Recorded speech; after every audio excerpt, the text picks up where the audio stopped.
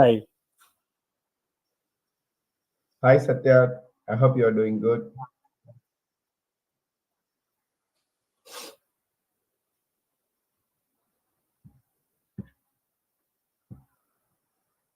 So today is Guru Purnima. Happy I Guru know Purnima. it's a very nice occasion. Yes, thank you. That's true. Yeah.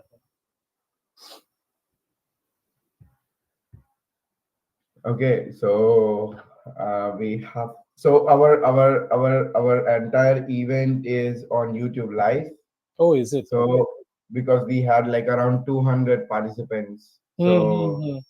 that's a huge number, and it's really not possible on Google Meeting or Zoom Correct. or anywhere. So we always do all our meetings, I mean all our events on YouTube Live. So like our audience is on YouTube Live, and I think they can hear us now, I Mm-hmm. guess, because our technical team have set up everything and it's live. So okay, so let's start officially with the event. We can talk later as well. Yes, yes. Okay, so I think Satyarth, you would start the event by introducing Dr. Rohan today. Sure then. Okay. So, So hi everyone.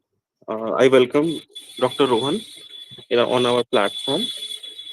So, let me quickly introduce our today's speaker, Dr. Rohan Khadilkar. He's an esteemed scholar and seasoned professional in his field, holding a bachelor degrees in biotechnology from Savitribai Phule Pune University in 2007 and master's from Presidency College in 2009. And then he completed his PhD in developmental biology and stem cells from Jawaharlal Nehru Center for Advanced Scientific Research, Bangalore in 2014. Then he joined University of British Columbia as a postdoctoral research fellow from 2015 to 2020. And currently he's working as a principal investigator at Advanced Center for Treatment Research and Education in Cancer and as an assistant professor at Homi Baba National Institute. So his research interests are Drosophila development, stem cells, stem cell niche interactions, regulation of soft tissue, cellular signaling, hematopoiesis, and immune responses. He's also mentoring underprivileged children in India regarding educational opportunities and science awareness, Freedom English Academy, and volunteered for NGO Budukku Bangalore under Tech for India. He has received many prestigious awards like Hargobind Khurana Innovative Young Biotechnologist Award, Indian National Science Academy Young Scientist Award. And he also understands the importance of science communication and he's active in motivating students to pursue career in the research. He owns young, dynamic, and enthusiastic personality. And apart from science, we all know that he's a classical music lover, cinephile, and a traveler. So, with this warm welcome, now I request Dhairya to continue the event. Thank you. Welcome, Doctor. Thanks, Satya. Thank you.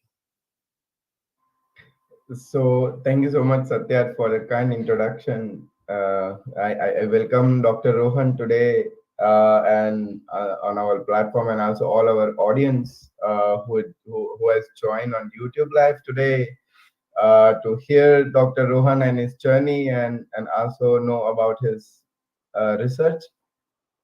So without wasting much time, let's start with our first questions. Mm-hmm. Yeah. So so the first thing that I always ask to almost many scientists or PI whom we invite is like, what inspires, or what was like the first event in your life which inspired you to become a scientist? Right, right. So I think it's a very interesting question because how I got into this journey is very interesting. I mean, of Mhm. course, first and foremost, I would definitely say that the teachers that I had during my bachelor's and master's played a very important role in, getting me interested into research, because I saw at the courses in such a way that it would be something that would get me a job in biotechnology. When I started a career in biotechnology, the field was booming, it was upcoming, and we always used to hear that there are a lot of jobs. You will definitely get a job, because there's, similar to the IT boom, there is a biotech boom that was happening at that point of time. So there were a lot of job opportunities. So initially, definitely, it was in my mind that I would probably get into a job. But as the courses started, and the kind of teachers we had both in bachelor's and masters, the concept behind the subject was getting introduced to us. How one has arrived, say, if you're looking at proliferation or DNA replication or transcription translation, how were those experiments being done, and how did they arrive at the textbook knowledge? So that was, the process of understanding how this must be done was getting me curious about how this was happening exactly. And that was like a starting point for getting into research. Now, if you ask me one moment that was the motivation for, like, for me to finally decide that research is something I want to do, is when I was in my master's in Bangalore at Presidency College. We had a conference. So there used to be a lot of conferences that were organized in various colleges, where they used to invite speakers from institutes nearby, say Indian Institute of Science, NCBS, or JNCSR. And actually, my the PhD supervisor, who was yet to be my PhD supervisor, Professor Manisha Inamdar, was giving a talk during that conference in one of the colleges, and I happened to attend that conference because I was interested in knowing the breadth of biology and how the research is being done. So in that particular talk, the kind of the seminar that it was, the visuals, the images, and the movies that really fascinate you, the kind of movies, the developmental biology movies where you show a beating heart or cells beating in culture. So after experiencing that, I was like, oh my god, this year looking at something live, and that fascination really struck with me, and it left me an impression which it was permanent impression. I remember going behind her after the talk and asking her, how do I get into your lab for PhD? I directly asked her that, and she was like, you need to clear this exam called CSIR. I mean, I had heard of it, but I did not know that this would be the exam required for any of the getting into a PhD position. So also the amount of awareness that there was, I think it was quite less as compared to what it is now because of social media. Yeah. It was not like full blown, and we did not know what kind of entrance exams are there, which institutes allow which entrance exam, and so on. So I think that was the starting point for getting me into research, because that really motivated me to study for the exam and then finally cracking it and getting into that lab. So if you ask me one moment, I think that talk of my supervisor and the teachers during my bachelor's and master's, who played a very important role, because till then we were just behind, mugging up things and then going to the exam and writing answers for them. But understanding the subject was never the motto, or the aim of doing any kind of course. So I think that changed a lot of things when you actually went behind the concept and the subject much more. So I yes. see. Yeah. I think it, it would have been like seeing your future PhD supervisor, and I think it takes guts to directly go and ask that, hey, I want Absolutely. to do a PhD. I know. I mean, it was she was kind of she wondered how is this person running behind and asking me that. There were so many people going behind her, but I Yeah, made sure I asked her that and then get my answer for it. Yeah, and she remembered it during my PhD interview, so yeah. that was more hilarious. That's that Yeah, that that that that's super good. So since you mentioned about starting your PhD journey with Professor Inamdar, like so can you share like some key milestone that you would have achieved, or would say that helped you actually, because after doing a PhD, not right. everybody is interested to become a PI, right? Correct. So what exactly helped you during that PhD journey? And like maybe in short, you can say. Yeah, definitely. I mean, the kind of environment, research environment and ambience there was at JNCSR was unparalleled. It's a very Mhm, good research ecosystem where you get exposure to different kinds of research environments, and it's an mhm. interdisciplinary institute, I think. Yeah, So yeah. there's chemistry, there's evolutionary biology, neuroscience, physics, and so on. So you are staying. I mean, I was living on campus at the hostel, so you're getting exposed, you're making friends, you're getting connections with making connections with different kinds of people from different subjects. So you are Mhm, getting an overall exposure to research. I think that is very mhm, important, because if you are in a particular lab in an isolated environment just looking at one particular topic and subject, you kind of you get blinders on your mhm, vision. mhm, So mhm, having that broad vision and looking at different subjects and what research is being done in different areas, I think really helped me develop as a researcher, and made me believe that yes, this is something I can do in the future, because we had different kinds of seminars being organized and we made sure that we attended all of them. That is one thing I mhm, even tell my students right now. Like, it's okay, you're working on a subject, you're working on a niche topic, you're working on a particular area, but it's very important to diversify yourself in terms of understanding, to read different kinds of literature and areas, and to hear talks from different people, because you mhm, gain a lot from it. Whenever you hear a presentation or a talk, you know what mistakes one should not do, or mhm, what should you learn from a particular speaker or mhm, orator. There are a lot of mhm, things that you can catch from a mere presentation or the way of mhm, presenting by a particular mhm, person. So that mhm, really helped me, I think. And research wise, if you ask me, so I got this project in Drosophila and working on stem mhm, cells. So the mhm, model system itself really excited me a lot, because there is a lot of things that you can do in vivo which was possible to do in the fly. And mhm, there was a very novel angle to the project where we were looking at the role of endocytosis in the maintenance of stem cells. So I was mhm, working on a novel protein. It was called asrich, and it's a Sanskrit name actually, which was named by Professor Inamdar. And we were trying to understand how this molecule is trying to regulate different signaling pathways in the endocytic mhm, compartments. So we all mhm. know of the traditional way of a ligand binding a receptor, Yeah, but there is yeah, much more after that, right? The receptor would yeah, turn on target genes, and yeah. between the ligand binding the receptor and then the receptor signaling downstream is the Mhm, endocytic pathway where the receptor is mhm, trafficked. So how is the mhm, signaling happening between these two compartments, between the mhm, nucleus and the at the membrane? So that was mhm, something that we were llooking at, and that was mhm. really fascinating. So that really got me interested, and you can say that is one of the milestone of my research. So we Uh-huh. published a paper in PNS on understanding how Asrij regulates Mhm, hematopoiesis and the stem cells in this with the help of the endocytic compartments. So we looked mhm, at different signaling pathways and how they are regulated. So I think all of this in combination, and of course the mentoring of my supervisor, Professor Inamdar, really helped in developing me as an independent researcher, or thinking about pursuing academia as a career in the future. mhm, The mhm, exposure, the mere exposure, was really nice. Yeah. mhm.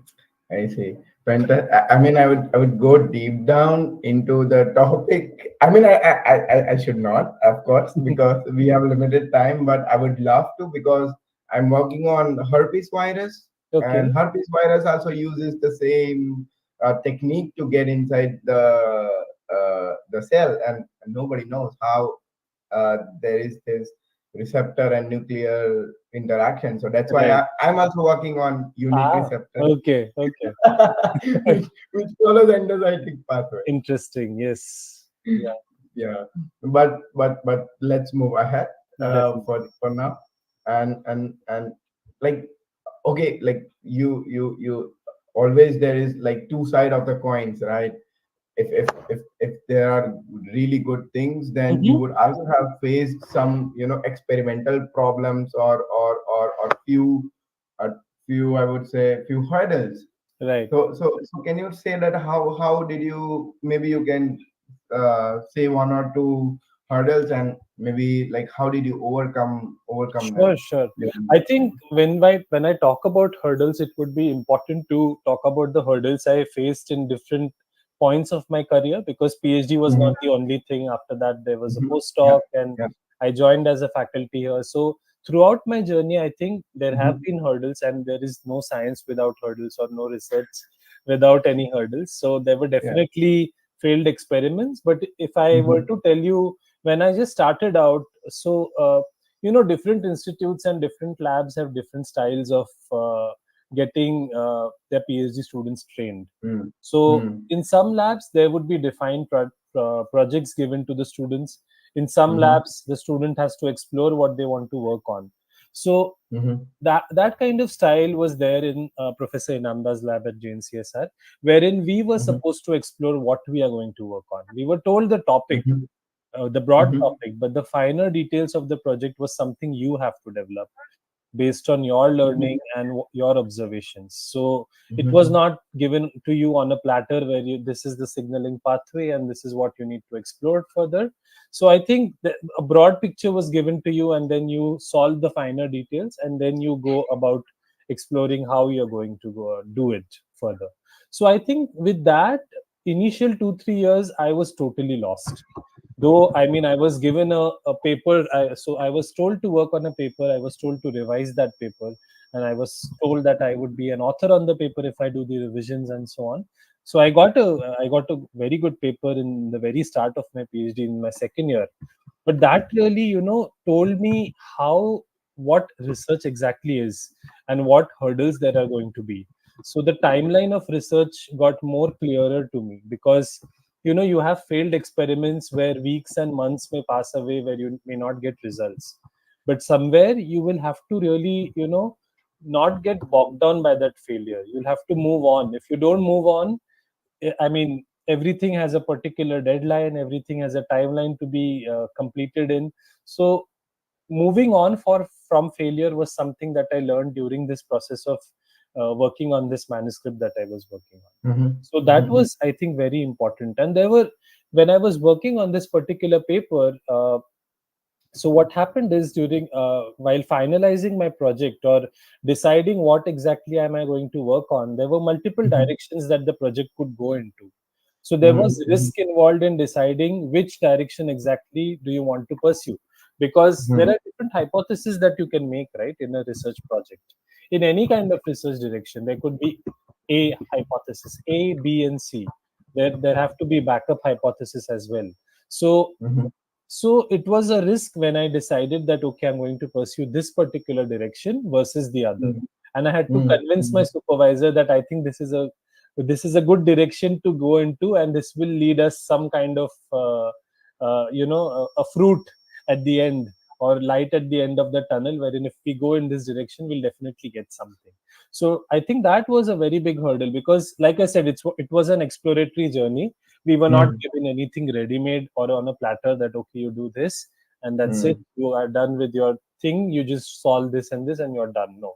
So we mhm, we were told to explore. So I think that was a very big hurdle during my PhD, wherein there were, and it oscillated between getting an experiment to work versus a failure. But mhm, thankfully, I was able to finish my PhD in time. So, yeah, so that was a hurdle during my PhD. During my postdoc, I think it was a totally different style of working. My postdoc mhm, mentor was very practical and very rational in terms of time and productivity also. So mhm, there, I had mhm, to adapt to a different kind of work environment. Firstly, I was in mhm, a different country abroad, where the work culture is totally different. My mentor's style of working is different, my style of working is different. So I think adapting to that took some time. That is one of the hurdles that any student would face. I think if they move to a different country, there are different challenges that they would face in terms of work culture, even the overall culture, and so on. And during I when I started out as a faculty, the biggest hurdle, I think, was COVID hit right when I started, and that was a very big challenge. Establishing mhm, the lab, getting it going, getting equipments and all the reagents that are needed to start the research program. that took a lot of time because of COVID. Because literally I joined, and in 10 days lockdown was announced. So I was like, I was told to sit back home after 10 days from joining, and then everything was on hold. Like all the lab equipments, reagents, student hiring, everything was put on hold because, of course, you could not go to the lab and do anything. So I think it took some time for me to actually get started with the actual experiments that I wanted to do when I start out as an independent researcher. It took almost 2.5 years to actually start doing things. So I think these were major hurdles that anyone faces. And like any student, I also had phases where, I felt low, felt demotivated, felt not pursuing this further. But I always remembered the fact that the very reason for which I got into research, that Mhm. motivation, I used to recall that. Why have I come into this? And then I used to come out of that phase. So those phases were always there. Yeah, I think it's Thank a you so long much for, answer, but yes. yeah, but Yeah, I would say it was really good, like understanding a journey from like PhD to postdoc to a PI. I think that was I would say to get an answer like this in this short time, I would say the perfect explanation to it. And yeah, also your last statement that why did I start at the first point, that correct. keeps you Yes. going, I think. Yeah, yeah. I think that's absolutely important to, to recall why you are getting into something, because there is a point why you get into something, and That's true. That's exactly. true. Yeah, yeah. That's true. Okay, so since you mentioned about British Columbia and you going there for your Mhm. postdoc, so maybe can you share some insights that how, like, what different work culture Right, did you feel over there? right, Because I think there would be many people right now listening to you who would be interested to go abroad, maybe to right. pursue a postdoc or something Or like even that. PhD. Yeah, yeah. Yeah, even PhD. Yes, yes. Yeah, so I think so the way I approached my postdoc was very different, because I had different people do it differently. When I started my postdoc applications, I think I looked at the research areas and the labs. So Mhm, I had shortlisted certain labs and research areas. I had made a mhm, systematic list of 10 labs that I want to write to, and let's see mhm, what they reply. And all mhm. these labs were also based on locations that I want to go to. So I definitely, because I looked at everything. I was already into learning classical music actually, and Mhm, I'm mhm, also a very big movie fan. So I mhm, wanted to make sure that the place has a vibrant Indian community also, where I get to do my classical music. I get to watch my movies in the mhm, theater. I considered mhm, all those facts. It may sound mhm, it may sound a little crazy, but I considered all those facts and then shortlisted the lab that I got into. So mhm, at that time, I mean, he's Guy Tenenzap is was the name of my supervisor. He's very active on Twitter, actually, on X, mhm, and he shares a lot of insights as well on science, research, and PhDs and mhm, everything. So I think he's a mhm, fantastic supervisor, totally different and mhm, opposite from my PhD supervisor. I think his way of mentoring is very practical. Like I said, the first day when I entered the lab, he asked me, so nice to see you, Rohan. So finally meet you. What exactly do you want to do in life? That's that's what he asked me. What exactly do you want to do? So I said, if you are if you're asking me short term in terms of career, I said I want to become a faculty in future.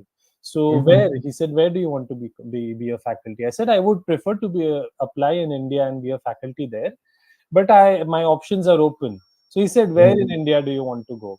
So he opened the map of India on Google Maps, and he said, where do you exactly want to go? I said, I know that good science is done in Bangalore, Delhi, and Mumbai circuit.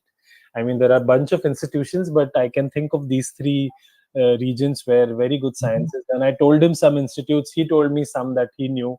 He said, do you want to go into one of those IITs, Indian Institute of Technologies? Said, maybe not. Not much of biology is done in very handful IITs. Biology is good. So then he was like, okay, then is it the Indian Institute of Science or something? I said, Mm, yes, you can say NCBS or IIC is something I would like to go into. Then his immediate thing was, okay, so let's get you some 3-4 good papers so that you can actually get that job that you want.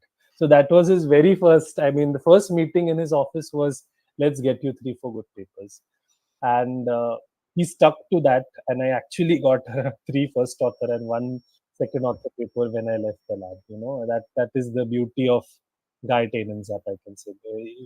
And again, he gave the independence that one should give a postdoc in terms of developing the project. So nothing mhm, was, again, it was all my ideas. The broad area was told to me that let's look at this mhm, area particular. Let's mhm, look at the role of integrins in hematopoiesis, or let's check mhm, whether occluding junctions have any role to play during mhm, hematopoiesis. So we procured reagents. I designed the experiments. He was very closely involved. Like, he used to know what experiments I'm doing. His style of mentoring was totally different, and I can mhm, see his lab functioned in a different way as opposed to other labs in that particular mhm, university or department, because the culture was quite laid back. I can compare it to the European culture. In quite a few countries, it's quite laid back. People stick to, say, the office times, 9 to 5, and then they're not answerable after 5 mhm, or on the weekends. But it was very different with Guy Tainen's app. If I'm doing some experiment, I would get a text from him about asking for the result, which I didn't mind, because somewhere even I came with the belief that I really want something out of this post. mhm, mhm, mhm, So I mhm, came with that philosophy in mind, that yes, productivity is important for me. So I didn't mind mhm, someone asking me again and again about, whether this experiment has worked, what next are you going to do.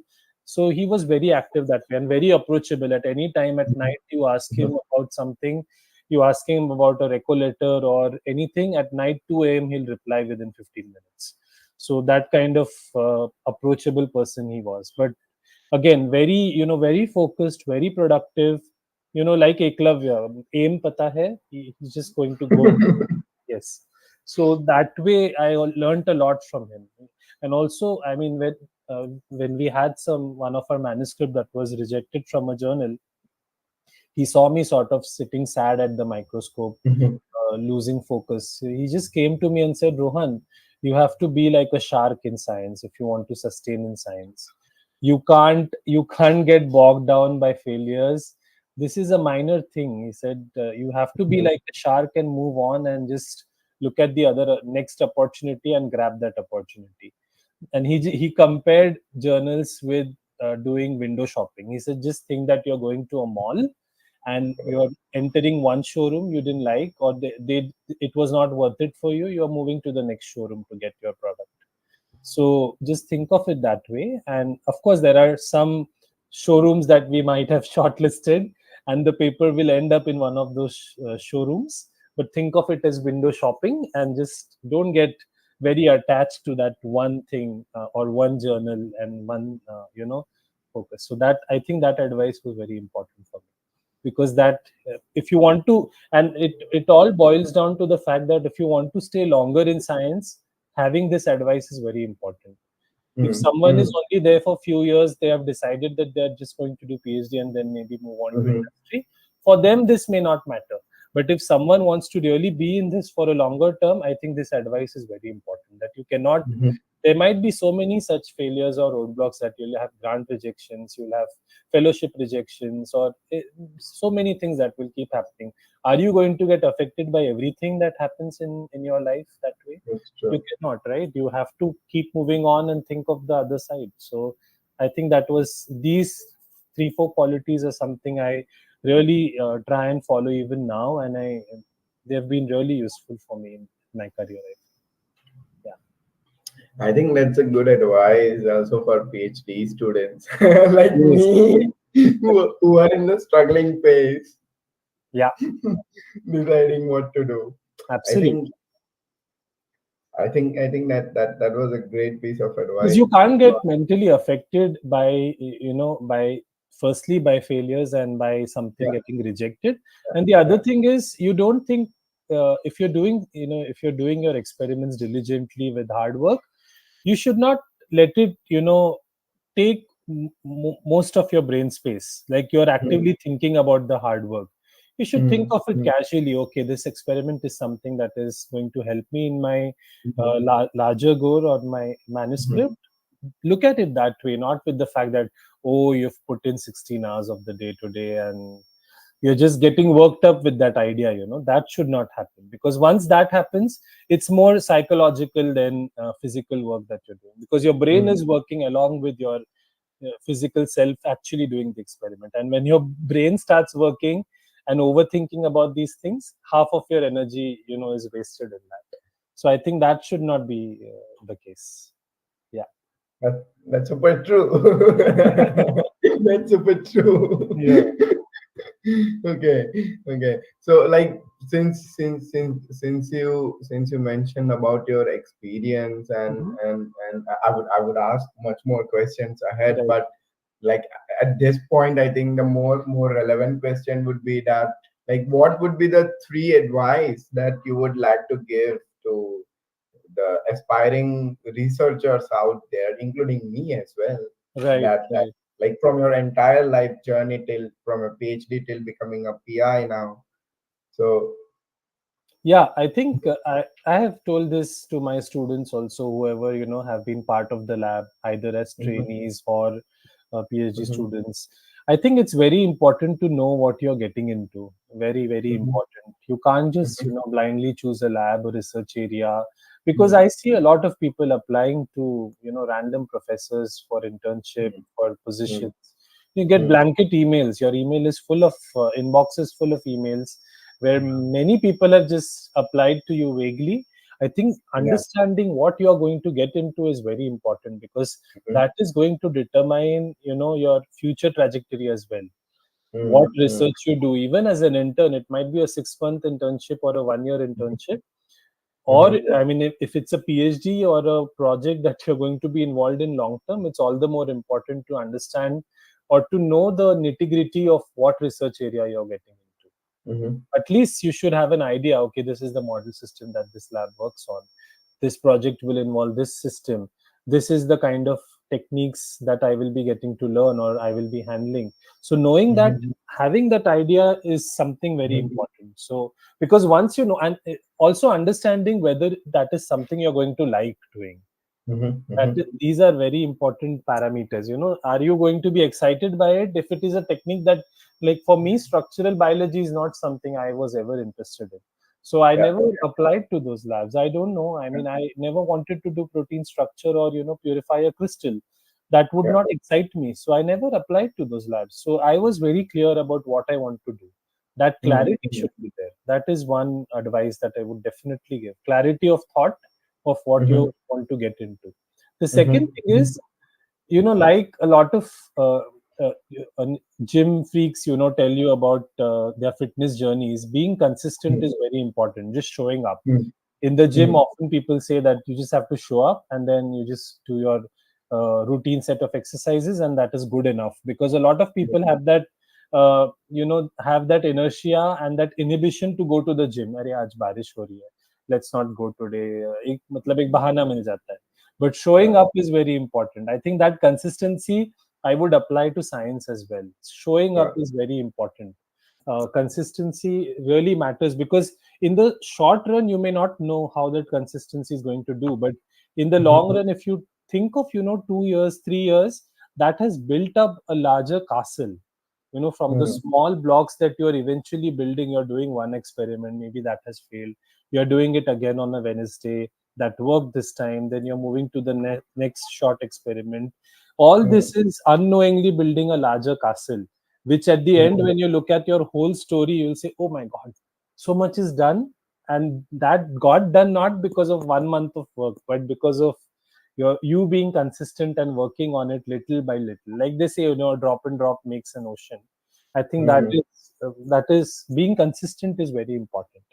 And the third and most important thing I would say is doing smart work. I think it's also very important to balance your life, having work life balance, which I have tried Mhm. to maintain, at least during my postdoc. During my PhD, my journey was all about science. I did very little of, I still managed to do things that I love. Like I used to watch movies every weekend, I think, during my Mhm. PhD as well at the theater.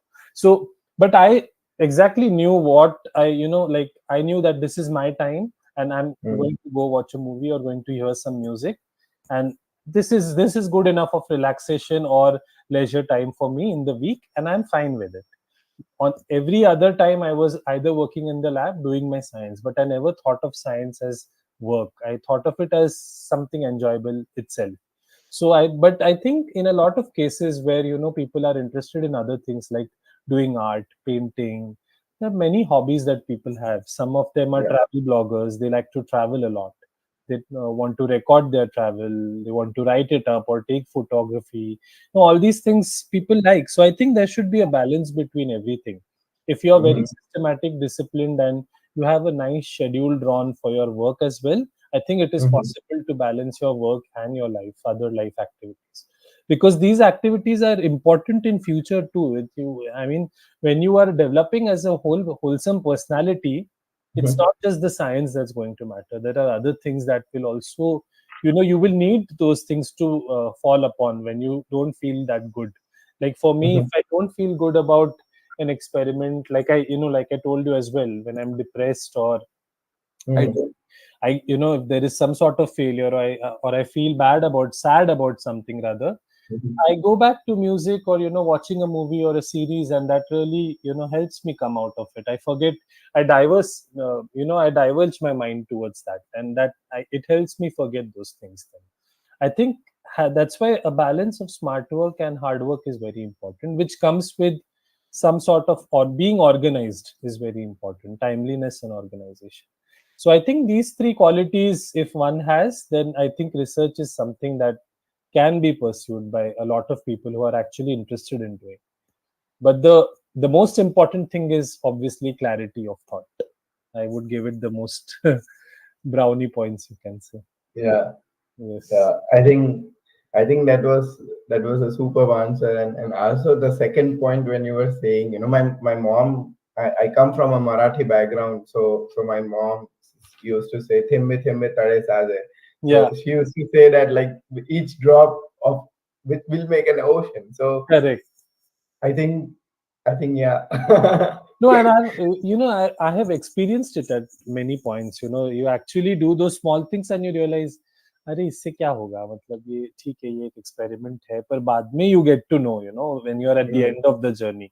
Oh my yeah, God, when yeah, you start assembling those figures and you yeah, actually, you have a manuscript, a whole story or a puzzle yeah. that you have solved.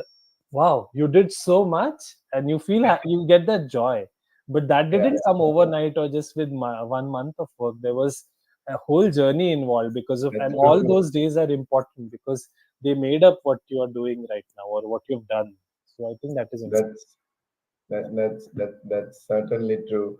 So, before getting into like the technical Mhm. field, like your field, maybe a short presentation. If it, I have I don't uh something like, or maybe I can ask few questions Yeah, according yeah, to that. sure. I think that Yeah, would be, you can ask me questions, and then towards the end, when you're done with the questions, I can yeah. give a short presentation. Yeah. Okay. Sure. So, before starting your presentation, I would like to give the audience a little bit of idea. So Mhm. I'll ask you questions which are in regard to your research group, Yes. and like that. But before that, I would like to ask you one question: that how was your transition from British Columbia to India? Like, of course, you would have faced a lot of criticism at the Hmm. same point, lot of hurdles. And since you mentioned it was COVID time, and so what kept, first of all, what kept you going? Because I'm sure it wasn't easy time for anybody, and not setting up a lab for quite amount of time. I think it would have been frustrating as well at some moment, right? So Right. how did you handle it? And I would like to ask you about that phase. Yeah, so I think the most, I mean, there were a lot of hurdles, like I told you, because of COVID and so on. Even the Mhm, application phase and landing the job was very difficult because mhm. a lot of institutes that time had shut down hiring. So I was Yeah. actually lucky to, I was in the pre phase of COVID where the applications had come out. I'd applied to a bunch of institutes. I gave a lot of job talks as well. I toured Mhm, almost the whole of India, different institutes, starting from National Institute of Immunology in Delhi to the mhm, southmost ISO Trivandrum. I gave a talk at different places, and Actric worked out. I think the timeline was it matched very well, and I got an offer from there. mhm, I started applying early as well. When I got my first author paper from my postdoc in 2017, mhm, towards the end of 2017, I started applying because I knew this takes time. I had mhm, heard from a lot of people that hiring takes a lot of time, especially in the mhm, institutes in India, where mhm, you interview at places. The whole procedure of getting approvals and shortlisting takes at least a year on an average. So mhm, I started applying towards the end of 2017, and I actually got got this offer in the end of 2019. So it mhm, took me 2 years, and whenever I visited India in these 2 years, I was giving a talk at various places, like I said. So that, I think, this whole journey also taught me a lot: how to give a job talk, what is mhm, exactly expected from you when you are giving a job talk, what mhm, areas you're proposing. People also ask you for teaching skills. How would you demonstrate teaching? So I had to take classes. I had to literally, they on a board and chalk. I was told, okay, now you tell us what immunity is or what stem cells are, and you have to give a whole lecture for 45 minutes. There will be students who will rate you as well. They will give a feedback about how your talk was, your seminar was, and all that is taken into consideration while actually hiring the person. So it's a lot of work. Different kinds of requirements are there at different places. I had also applied to a couple of universities in US and Canada. There the requirement is quite different. You have to also have a diversity statement. How will you involve people of different religions, as well mhm, as different backgrounds in terms of LGBTQ community? How will you involve them into your research? Everything, diverse people, how would you involve them into your research? So you had to come up with a plan of how you will not discriminate, but you will be more inclusive of different communities. So it was a different experience altogether. And then after coming here, I think one good thing that happened was, after getting an offer from here, I was very happy with the fact that a cancer hospital where there is a research center, had hired me, because I was taken by surprise when they hired a Drosophila person. So when I got the letter, I made sure that this is not by mistake and they actually want to hire me, because so they apparently they wanted a person who was working on tumor models in Drosophila as well. So that was something, that is why they hired me. So the main hurdle, like I said, getting over that helped me with the help of the staff in the lab. So I had a lab mhm, manager who really was helpful at that point of time. I mean, we were allowed to come only twice a week during lockdown, and I had a lot of livestocks that I had brought with me from Canada. So I had to mhm, maintain them. So it started by me myself making fly media, and mhm, initially I got some fly media. I got some help from TIFR Mumbai, so they mhm, gave me some media. I had to flip those flies. I couldn't just keep them like that. So I was the one who was coming to the lab, maintaining those stocks, making my own food. My lab manager was helping me a little bit, and that really, kept me going. And the motivation of looking at the brighter side of things, because there were a lot of students whenever I used to meet them for the little time that I was, so when is your lab starting? We want to really, join your lab and so on.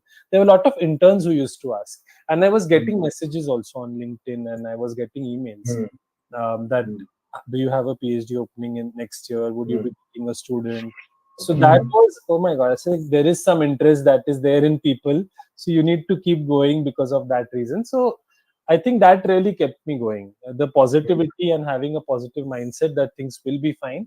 And mhm, we were also involved in a lot of COVID efforts also, the institute, like the vaccination program was started. Mhm. So I was working on that as well, like getting the underprivileged Mhm.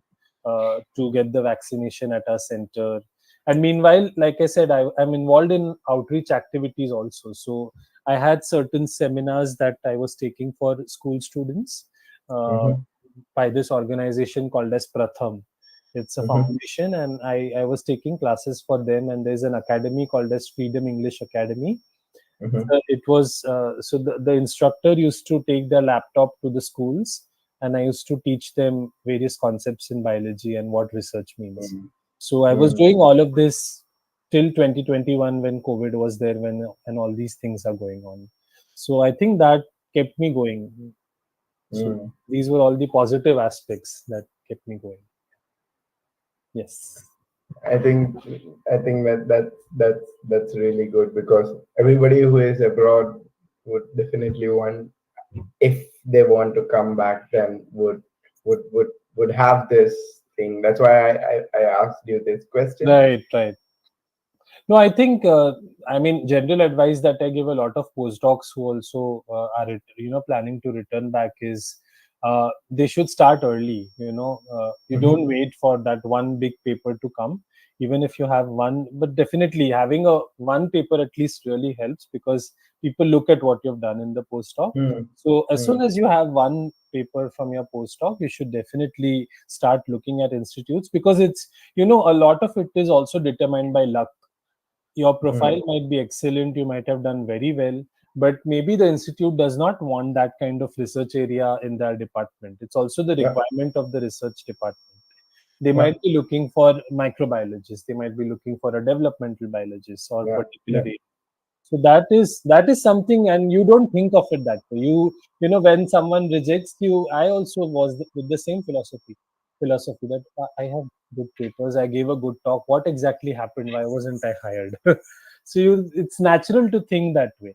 But then in hindsight, when you think of it from the institute's perspective, then you when you think of it, you see that your the requirements are also different at different places. So yeah. I think that's true. Yeah, Everybody should consider this piece of advice, that if some lab rejects you, then not necessarily that you lack things, but correct. maybe they are looking for something else. Right, right. I think that was good. Okay, so and can you briefly tell about your research group and what exactly you work on before starting your presentation, or would you just give your presentation I and think presentation would be better, because yeah? that will give a nice idea.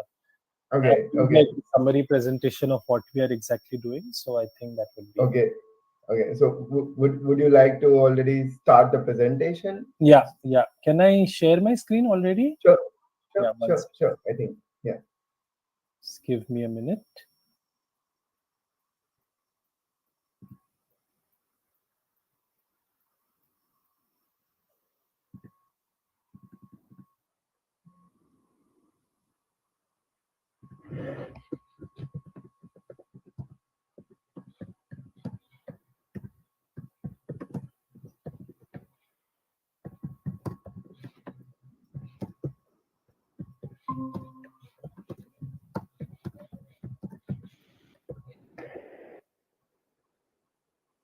Is the presentation seen? Yeah. It's visible. Yeah, yeah, yeah.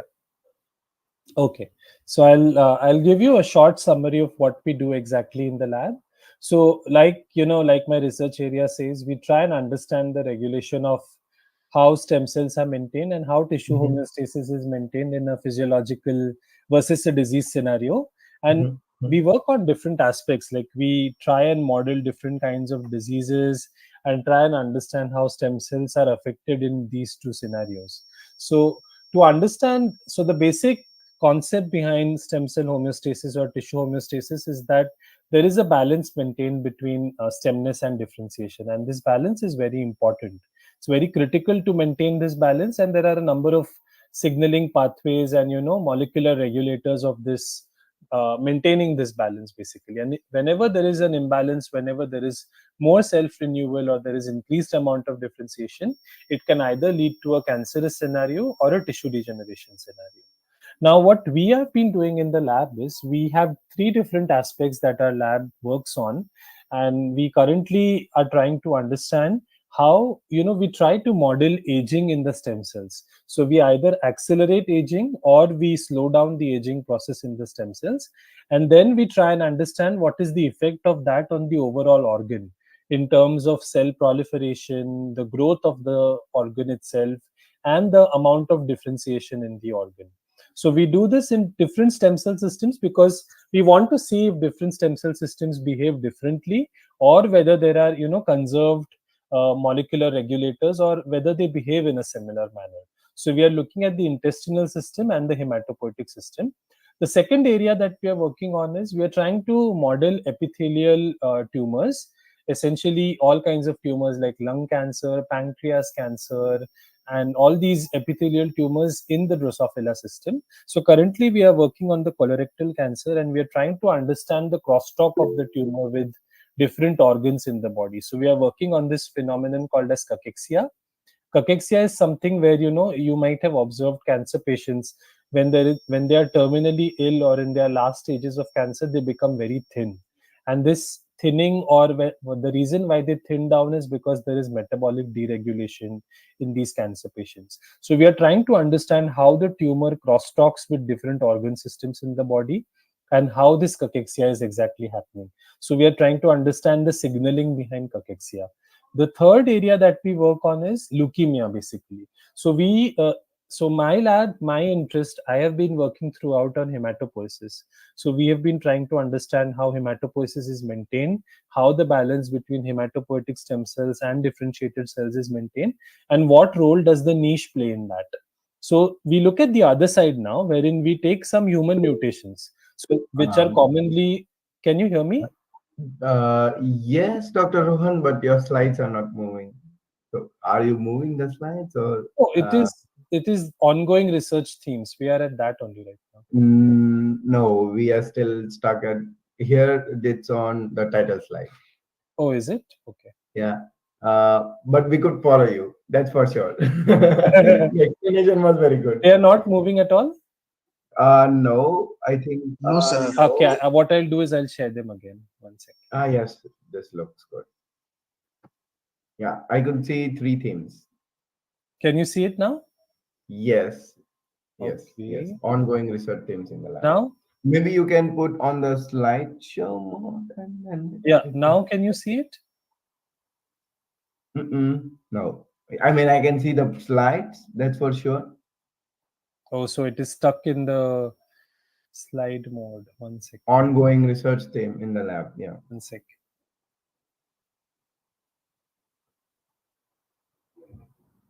Sorry to disturb you. No, that's okay. It's good to know that it was.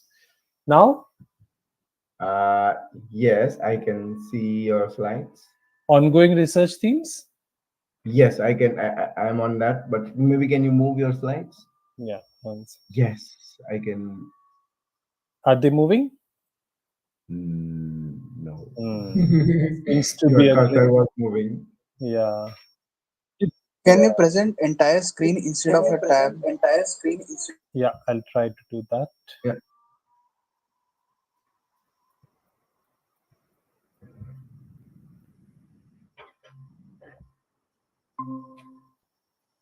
Now? Yes. Now I think I can see. Yes, looks good. Perfect. Okay. Ongoing research. Yeah. So the third area that we are looking at, like I said, is trying to understand leukemia using the Drosophila model. So what we do here is we take human mutations that are found in leukemia, and we try to express them in the fly to see whether the fly is replicating the phenotype of the leukemia. And then we use these, so we call these humanized leukemia models in the fly. And we use that to understand not only mechanisms underlying leukemia, but we also use flies for understanding new therapies, So we can screen a lot of drugs in the flies, because that helps in rapid genetic screening also and drug screening. So we do these three different themes. One, like I said, is understanding aging in stem cells. and regulators of stem cell homeostasis. The second point is we work on Drosophila tumors, especially epithelial tumors, and we try and understand the crosstalk of the tumor with different organs. And the third theme that we work on is modeling leukemia in the flies. So moving to the next slide.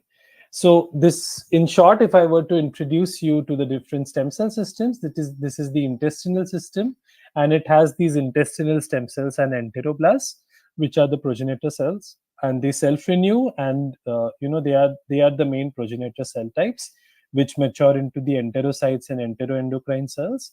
And this is the lymph gland, which is the hematopoietic system, and the green zone here is the medullary zone, which contains the hematopoietic stem cells. So now what we are doing in this particular project is we are trying to understand, say for example, if I were to give you an example, the way we accelerate aging or fasten aging is by introducing inflammatory pathways. So we activate the NF-kappa B signaling pathway to activate aging, specifically in the stem cells. And we are trying to understand what will happen to these different stem cell systems when you do that. So we are not only trying to understand the signaling behind that regulates aging, but we are also trying to understand how this will impact the overall lifespan of the fly.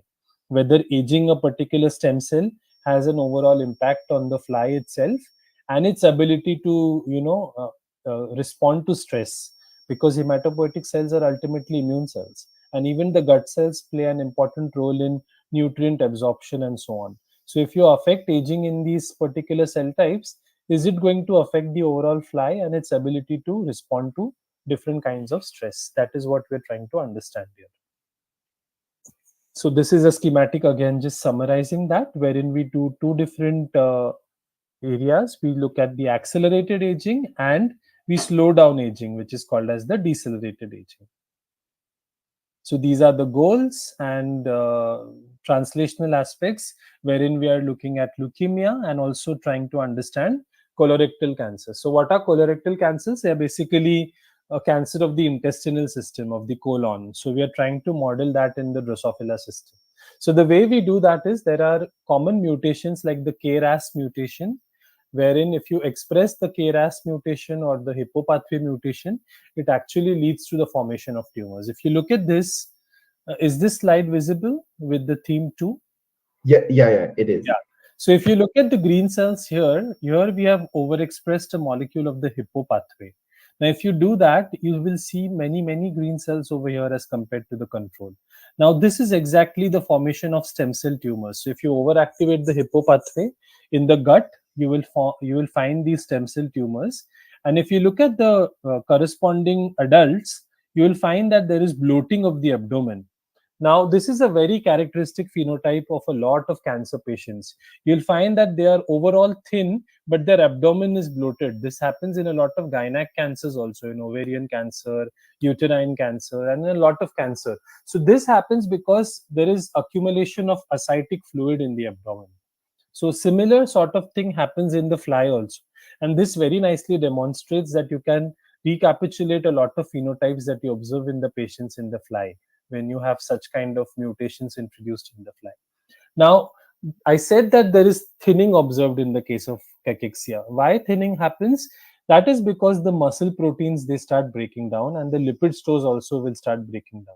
So if you look at the images here, this is the control and this is the muscle. So this is the typical pattern of the muscle in the control. This is actin stain, phalloidin. So if you look at the phalloidin, it has a nice pattern and the muscles are nicely organized here. But if you look at the hypoactivation, so this is the tumor bearing fly. If you look at the muscles there, they are broken down. That typical pattern is not observed anymore. So this affects the overall larvae as well as the fly. Their ability to, fly is also affected.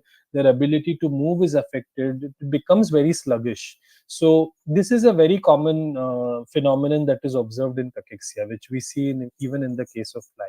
So you can use it as a very good model to understand the biology behind cachexia, what is the signaling pathways that are regulating cachexia, and how you can use this in order to screen a lot of drugs that can act against this particular phenomenon. And this is also very interesting to the clinicians also, because they find it interesting that you can actually use the fly for studying cancer in such a, a nice classical manner. The third thing, like I already introduced you to this organ that we are working on. So flies have an open circulatory system. So we are trying to understand how the crosstalk between the open circulatory system, that is the hemocytes, occurs with the immune organ, that is the hematopoietic organ, which is the lymph gland. This has different zones. Like I told you, there is a medullary zone which contains the hematopoietic stem cells, and they form the differentiated cells which are present here in the red zone.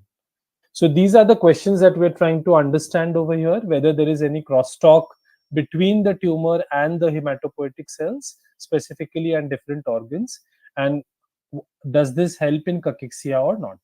And the third area that we are working on, like I said, is we are trying to understand the effect of leukemic mutations. Specifically, we are trying to understand NUP98 HOXA9 fusion mutation and the MLL mutation. So we express these mutations in the Drosophila lymph gland. So we are trying to understand how a normal stem cell niche, which is shown here in yellow, that transforms to a leukemic niche, because a leukemic niche behaves in a different way.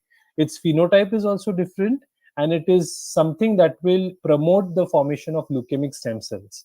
And whenever leukemic stem cells are formed, it will affect the overall hematopoietic development. So the blood cell development will no more be normal. It will be abnormal. There will be different kinds of lineages is formed. So normally there is a balance between lymphoid and myeloid lineage. But whenever there is leukemia, what happens is either the stem cells overproliferate or there is a bias between differentiation. So there will be more myeloid cells formed as opposed to the balance between the lymphoid and the myeloid. So these are the three areas that we are currently working on, and different students work in different. So we have and generally what I do is a trainee will work with a PhD student. So I get a lot of 6 months and 1 year trainees, and they get dedicated research projects, and they work usually with the PhD student on a particular project. So this is my lab currently, and we've been funded by the Department of Biotechnology, IYBA, which was mentioned before, the Ramalinga Swamy Fellowship, and the Startup Research Grant, and of course, ACTREC and the Department of Atomic Energy. So enthusiastic bunch of people that we've been working on, and exciting research areas. So mainly the main theme, the way I would like to tell you, is that understanding the role of stem cells in a normal scenario and versus the disease scenario. That is what we do. Yeah. I see. I think the talk was really good, and I followed it. That's much more important. I'm sure everybody else Absolutely. also did. Yes. I tried to make it as simple as possible so that I Yeah, don't go into the complicated stuff. Yeah. yeah, that's true. So we have questions. That means your talk was delivered very well. That's Mhm. what my PI says. Whenever I deliver a talk in the Correct. seminar, and my PI says, if nobody asks you a question, that means either everybody understood it or Or nobody no understood. one understood. Yeah, true. So okay, so I think I will start with one question that interested me a lot, and Mhm. also I am not specifically me, not me, but maybe somebody else, but also related to me. Like you mentioned the aging Mhm. of stem cells, and you activate NF-kappa B. Like, do you activate a canonical classical NF-kappa B by treating with TNF, or how do you do it? So we have genetic ways of activating the pathway. So there are Mm-hmm. two NF-kappa B pathways in Drosophila. Yeah. We have the Mm-hmm. TOL pathway and the IMD pathway, and both Mm-hmm. of them activate the canonical, the NF-kappa B transcription factors. So we Mm-hmm. have Mm-hmm. transgenic lines wherein we can activate the TOL receptors. So we Mm-hmm. activate the TOL receptor constitutively in the Mm-hmm. stem Mm-hmm. cells. So we have an Mm-hmm. expression line construct that activates the Yeah. TOL receptor. Mm-hmm. Similarly, for the IMD pathway, we Mm-hmm. downregulate the negative regulator of the pathway. So when we downregulate the Mm-hmm. negative regulator, it will lead to the activation of the pathway. Because Ah, normally the okay. negative regulator will shut off the pathway or will keep it in control. But when you Mm-hmm. downregulate the negative regulator, the pathway will be turned on constitutively. Mm-hmm. Mm-hmm. So these are I the see. two genetic ways that we activate the pathway. In Of the course, there are Drosophila. Yes, in the flies. There are ways, like you said, by treating a TNF ligand or by LPS treatment. People Yeah, do LPS yeah, treatment as well. yeah, So I think this is a good suggestion, and one could do it in a chemical or an artificial way as well, yeah, yeah. activating the pathway. So, but right now, what we are doing is in a genetic manner. Uh-huh. Yeah. And how do you confirm the activation of NF-kappa B pathway? Do So there you are you target genes that you can look at. uh-huh. So yeah, so in the case of Drosophila, they don't make antibodies, but they make something Yeah. called as antimicrobial peptides.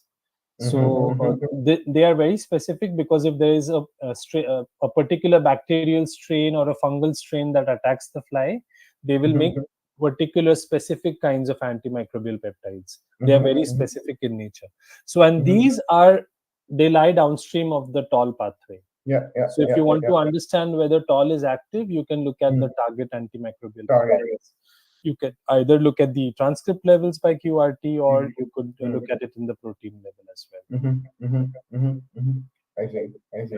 Because I also work on NF-kappa B pathway. Right, virus. That's why, Yes. that's why I was just interested how what goes on in the flies, because I mean flies is something I never worked, so I it, know. it, it makes But me much more. the discovery of toll comes from Drosophila. So Yeah, that's true. That's true. yeah. That's why I was like much more interested Right, in right. Yeah. in that. So and how does it affect aging? You mentioned that So it also yeah, affects aging. yeah. So this is a concept of inflammaging. So Uh-huh, if you uh-huh. activate chronic inflammation in the body, Yeah, it's yeah, yeah. derogatory. It's derogatory for the organism. If you have an immune Mm-hmm, system that is active all the time, just mm-hmm, imagine if someone has an infection, a chronic infection, and your immune system is constantly fighting it, mm-hmm, what would mm-hmm, happen to your body? Your body has to have an anti-inflammatory state as well, right? mm-hmm, For mm-hmm, having mm-hmm, everything in homeostasis. If you have a constant amount of inflammation, just imagine a mm-hmm, mammalian system where you have mm-hmm. constant production of cytokines all the time. It's Yeah, going to affect other organs also. So yeah, yeah, similarly, if you have an overactivated inflammation all the time, it yeah. is going to affect the stem cells. And it has been shown Mm-hmm. that Yeah, yeah. so in the fly, they have actually activated toll Mm-hmm, systemically in the whole organism. And when they mm-hmm, do that, mm-hmm, they find that the overall lifespan of the fly will decrease if you mm-hmm, activate toll pathway in the whole fly. So mm-hmm, the only mm-hmm, difference what we are doing is we are specifically activating it in the stem cells to see what mm-hmm, differences are occurring in the stem cell population when we do mm-hmm. that. I see. Yeah. I think I was so in our consortium from where we are funded is really it's diverse working people. So I remember there was one lady, or one of my Right. friend, who was working on gasdermin E overexpression in the stem cell, Correct. and she also came up with a story of aging. Right. Right. Yeah. And So and yeah. and also on the KRAS mutation. So since you mentioned about colorectal Correct. cancer, I'm not sure. Do you know him or not? But one of the PI in our institute, his name is Tillman Broomer. Hmm. He works on colorectal cancer and KRAS mutation, I see. Okay.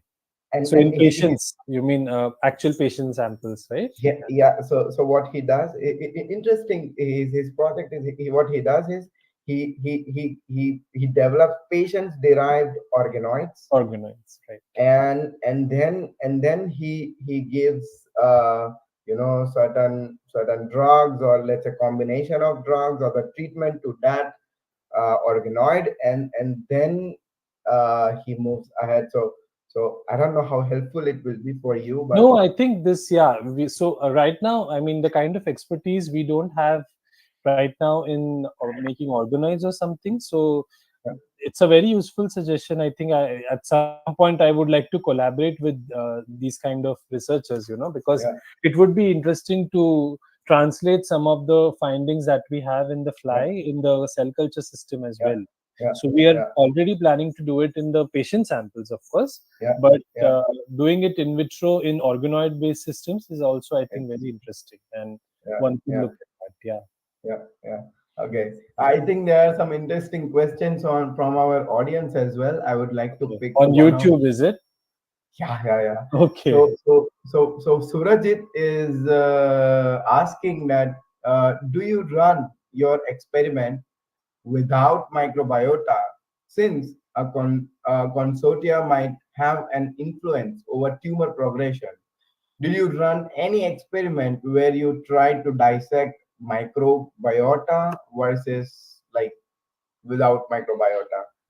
I don't know about flies, so No. maybe. So yeah, I mean, again, a very interesting question. I think there are groups that are working on this right now. We are not. Mhm, So we have not done any experiments mhm, using, axenic flies where we deplete the microbiota.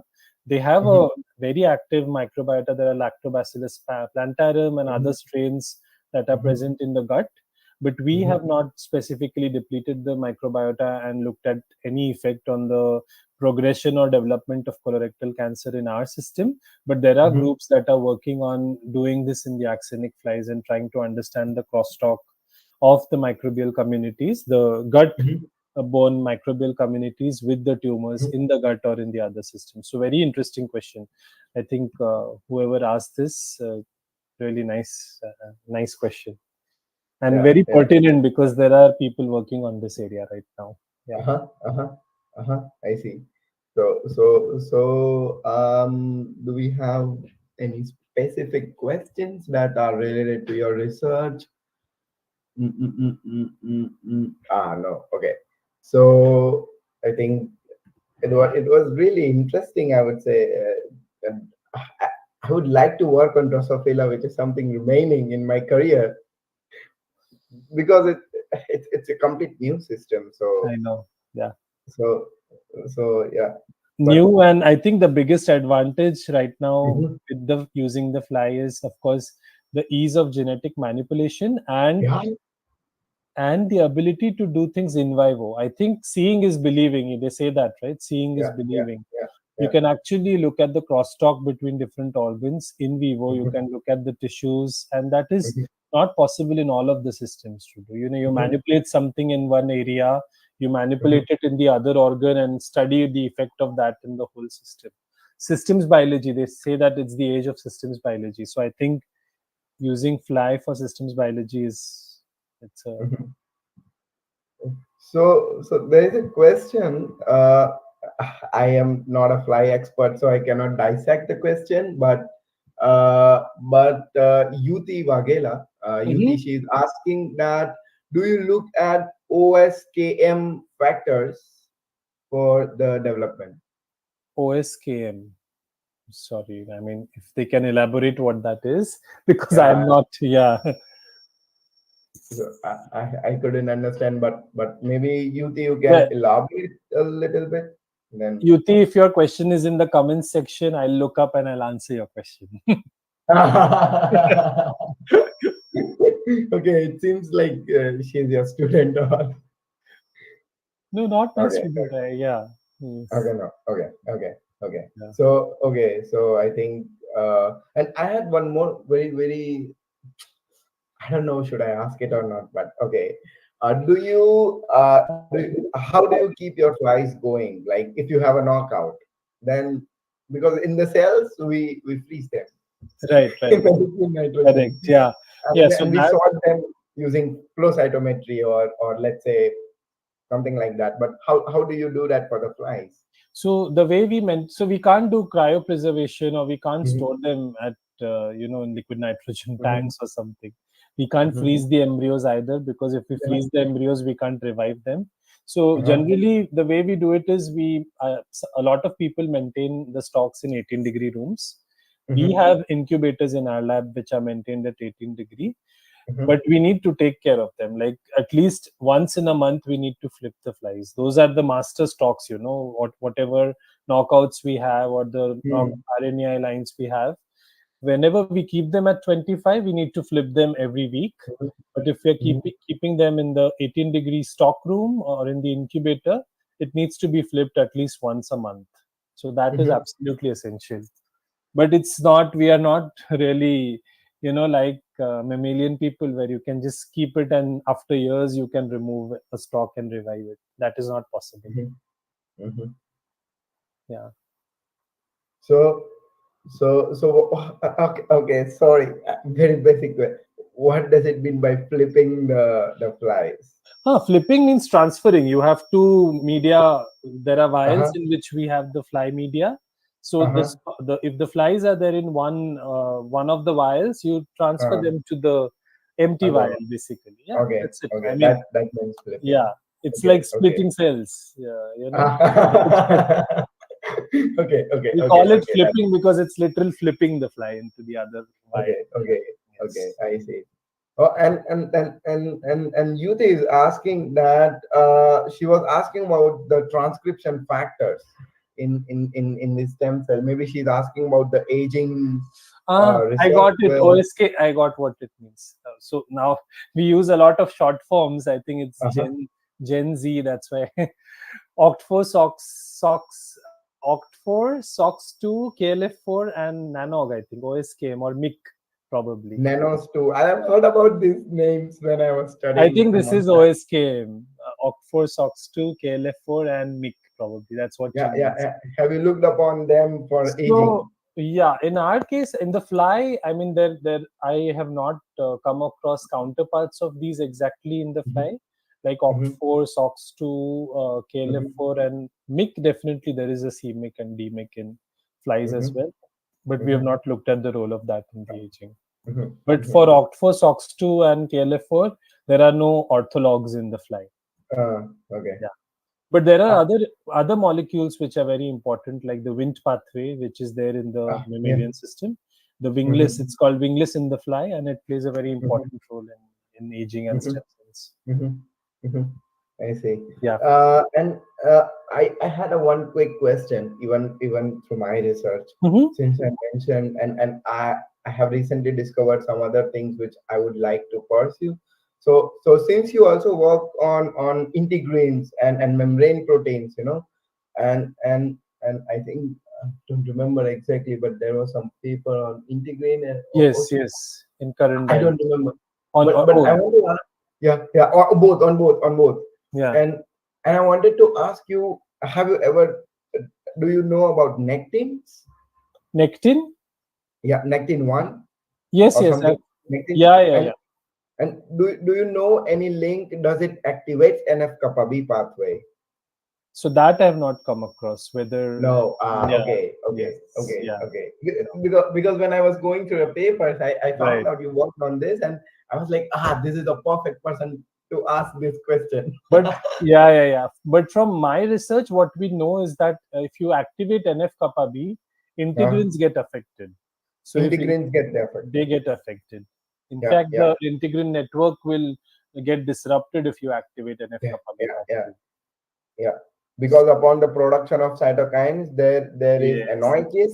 Anoikis means like the cell they detach correct. from the Because MMPs get cell. activated, matrix Yeah, metalloproteinases get activated. yeah, yeah, Yeah. yeah, yeah. That's why I was interested in nectins because everybody has seen in integrins, oclins, this and that, but nobody has ever seen on nectins. So Right, I was right. like, how people excluded nectins out. Hmm. But yeah, it was just a random question. Yeah. Okay, and Anusha, she has a question, and okay, she says that if I have a novel mutation, Hmm. and which she don't know whether it's pathogenic or not, and she wants to study that now using a Drosophila model organism. Right. How would you suggest to go ahead? Yeah, interesting question.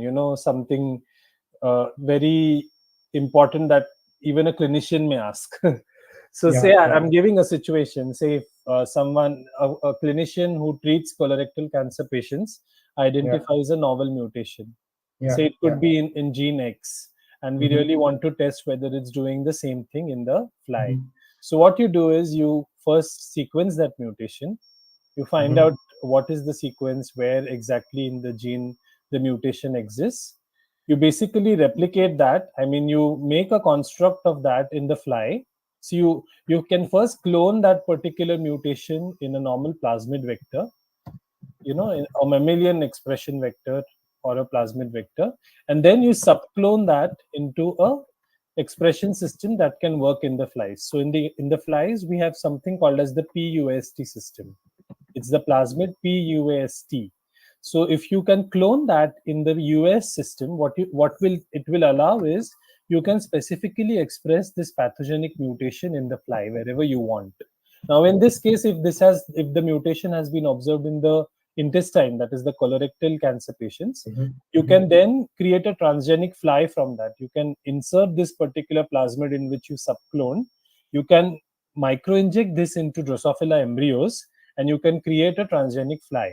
So this will be a line called as US whatever X gene mutation, and then you can express this in the intestine specifically, similar to the Krelock system that is used in the mice, which will allow tissue specific knockouts. We have something called as the Galfor US technology, which will allow you to express particular mutations in particular tissues. So you can use an intestine specific Galfor and use this particular mutation. You introduce it in the intestine and see whether it is leading to a tumor or not. That is the most simplest thing to do, and it's actually also proof of principle, because you can actually see whether a human mutation behaves similarly in the fly or not. And this is exactly something that we're doing in the leukemia case, where we take a pathogenic mutation in the leukemia context, and we are putting it in the fly hematopoietic system. I see. Very I nice see. question. Yeah. I think I think I think audience have now taking interest also in your talk, but we would like to come to a little bit of end of Yes. this talk. Otherwise, it keeps on going. I know. So yeah. So I think I would like to ask you one last question, which I ask all the PIs whom we host on and different people have given different uh, uh, answers to it, and people have also given theoretical answer towards Mm. it. But maybe one last question is that which is a favorite discovery for you? Yeah. So if you are specifically asking my discovery, right? Yeah. That you are, yeah. No. Any discovery I see. in the science. Like I would like to give you example. One of the lady PI who came recently, she said that she would admire the discovery of HCl, from where the science would have started. H plus and Cl minus. Right, One right, of them who was a genetic expert, microbiologist, said PCR, right. of course. So Yes. something like that. So I think for me, Nuslin Volhard, who did the fly genetic screens, they were the ones who discovered these various mutations, and the genes. Most of the genes actually in the flies have been discovered by Nuslin Volhard. They have a Nature paper on that. They also have a Nobel Prize. So their discovery is something that really is close to my heart, because all these mutations that we work with today, a lot of them, the origin of those genes was because of the genetic screens that were done by Nuslin Volhard. And of Mhm. course, even Barbara McClintock, I really admire her a lot. Jumping genes and her whole philosophy of science, transposons, discovery of transposons. I think these two are really inspiring personalities and scientific discoveries for me, personally. Mhm. Really I see. inspiring people. And I am currently reading Kathleen Carrico's autobiography, which is really beautiful. Really I good. mean, oh my God, I feel like framing some of the sentences from that. I keep taking photos of it Can whenever you I'm please? reading. Maybe you can post on your Instagram and I can I can Really, see I that. mean, they are amazing.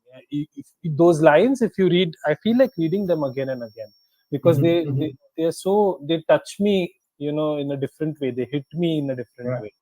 But I would definitely recommend, if anyone is in science and really Mhm, interested in research, please mhm, go ahead and read Kathleen Carrico's autobiography, Life in Science. It is amazing. Career in mhm. Science. I can forward. You can post the link on the YouTube.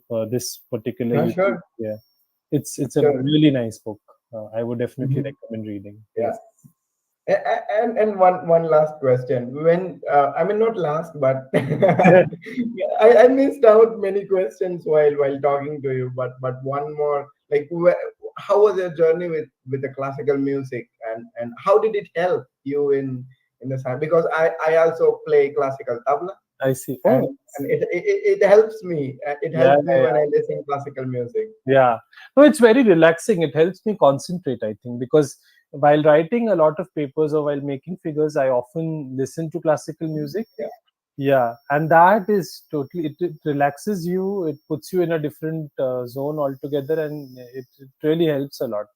I think for me, classical music, I got interested into it while I was doing my PhD itself. Earlier, I was Mm-hmm, learning Carnatic music, and then mm-hmm, I went into Hindustani music. I got trained with Pandit Jasraj's disciple. Even Pandit Jasraj visited us in Canada. He mm-hmm, stayed with my Guruji over there, and he used to mm-hmm, teach us when he was there in mm-hmm, Vancouver, where I was in. So I think that I trained for almost 5 years over there. I was mm-hmm. regularly, I went for my vocal lessons, and that was a eye opener for me. And even music, classical music has these patterns and ragas. Mhm, Different mhm, kinds of mhm. ragas. They have a particular personality. There are complex patterns in that. And when a person gives a performance, the person innovates when the person gives the performance. So it's very similar to research. So I can draw parallels between classical music and research Uh-huh, very easily. uh-huh, So uh-huh. that, I think, So, it still helps me, and I enjoy classical music even I right see. now. I am still getting trained.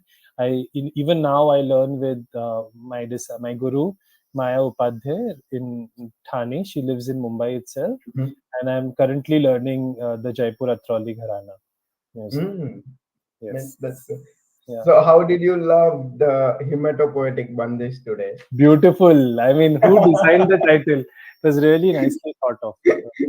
Yeah, yeah, yeah. Many So, of my friends asked me, who wrote this title. It's really so I was just, it took me like 2 days to create this title, and that's why I got delayed in communicating with you, because I was thinking like something new. no. Thank you. But It was really nicely thought of. Yeah. thank you so much. I think we had like huge number of participants joining, like around 200, Wow. with a lot Okay. of questions, and I think they would also reach you out for internships, thesis, and because there were few people asking I see. about it, and I think No, I'll try and answer as many questions as I can later on as well in the YouTube yeah, link. yeah, definitely. I'll try my So best. yeah.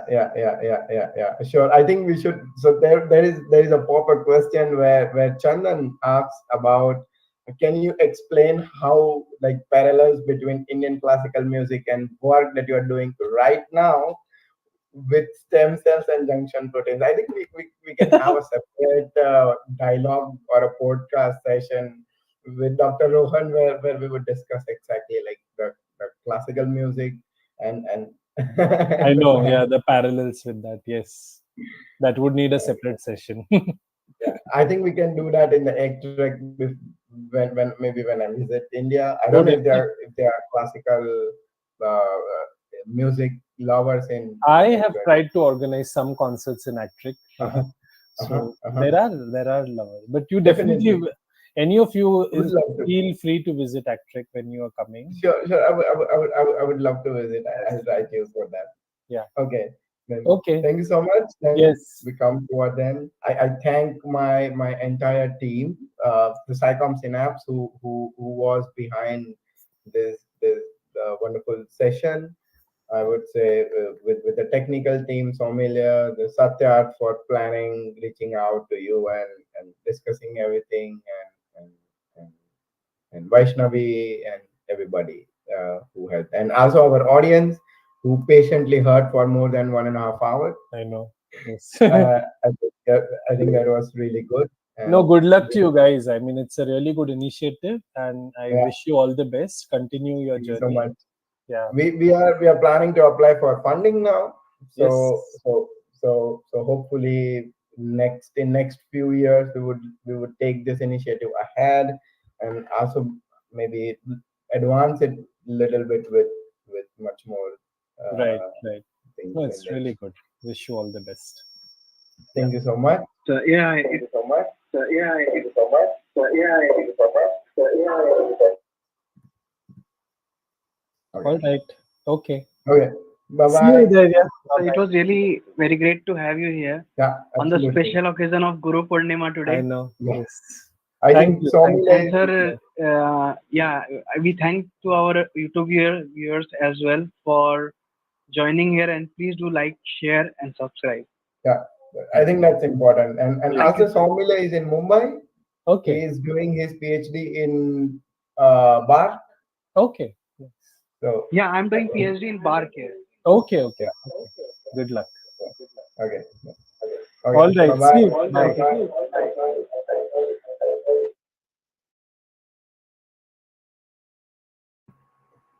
Let's end the YouTube live.